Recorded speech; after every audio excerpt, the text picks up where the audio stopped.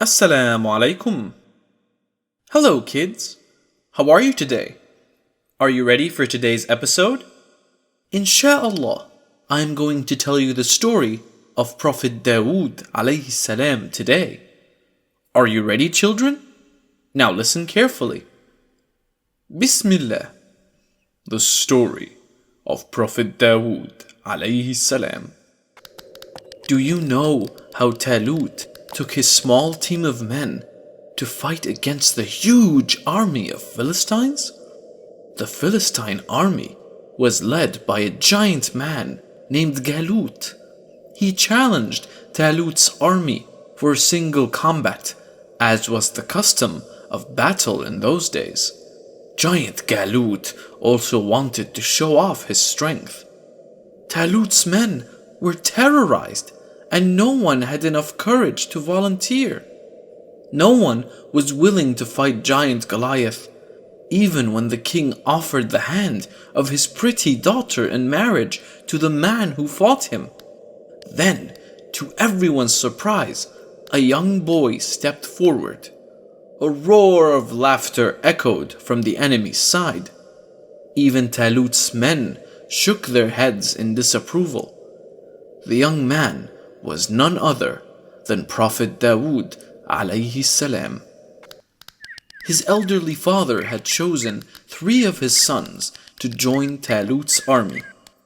He had instructed the youngest, Dawood alayhi salam, not to take part in the fighting, but to help the army in other ways. He was also supposed to report to his father daily on what was happening at the war front.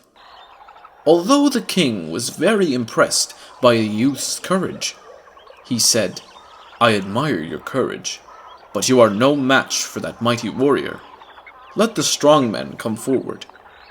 Dawood alayhi salam, however, had already decided and was willing to meet the challenge. Proudly, he told the king that only the day before he had killed a lion, which had threatened his father's sheep. And he told him about another occasion where he killed a huge bear as well. "Please don't judge me by my appearance," requested the young boy. "I fear no man or wild beast." The king, surprised by the young boy's brave stance, agreed. "My brave soldier, if you are willing, then may Allah guard you and grant you strength." The king dressed the young prophet in battle armor and handed him a sword. But Dawood alayhi salam was not used to wearing battle dress. He felt uncomfortable in it, and it obstructed his movements. He removed the armor, then collected a few pebbles and filled his leather pouch with them. He slung it over his shoulder next to his sling. With his wooden staff in hand, he began to walk towards the enemy. Talut was worried. He asked him, "How on earth, with a sling and a couple of stones, are you going to defend yourself against the giant?"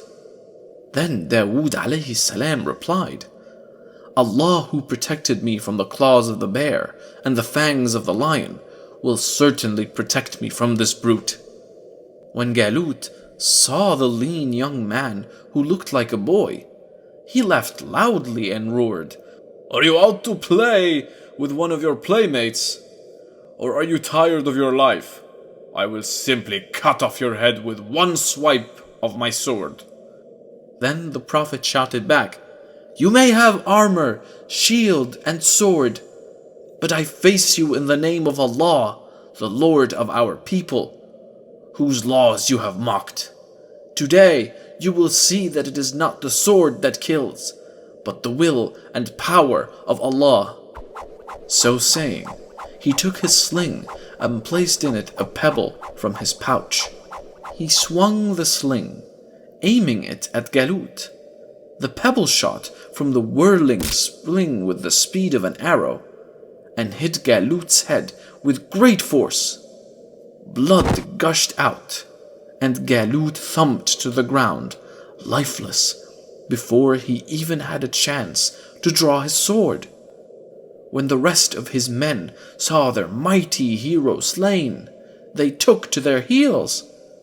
Dawood alayhi salam became a hero overnight. People cheered and welcomed him. Talut kept his word and married his daughter Mikal to the young warrior. He also took him under his wing as one of his chief advisors. The Prophet became the most famous man among his people. However, he was not inveigled by this. He was not a prisoner of fame or leadership, but a prisoner of Allah's love. Therefore, after killing Jalut, he went out into the desert in the company of nature, glorifying Almighty Allah and contemplating His favors. The plants, the birds, the beasts, and even the mountains responded to his voice, glorifying Allah. It was not the Prophet's sweet voice that made the birds and beasts join him. Allah had endowed him with the knowledge of understanding the languages of birds and animals as well. The people praised and loved Dawood alayhi salam. However, the hearts of men are fickle and memory short. Even great men can feel insecure and become petty-minded. Talut had become envious of the Prophet. When he saw how the people love him, he started getting insecure.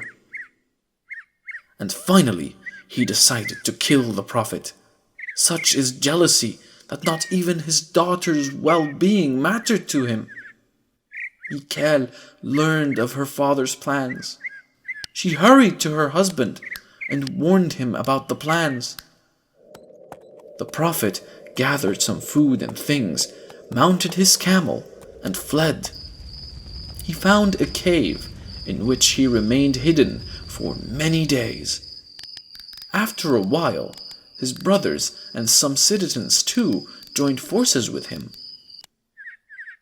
The situation of Talut had grown very weak by now. He started ruling with a heavy hand. He ill-treated his subjects and tortured them. He terrorized his soldiers as well. This worsened his position, and his subjects began to slowly turn against him.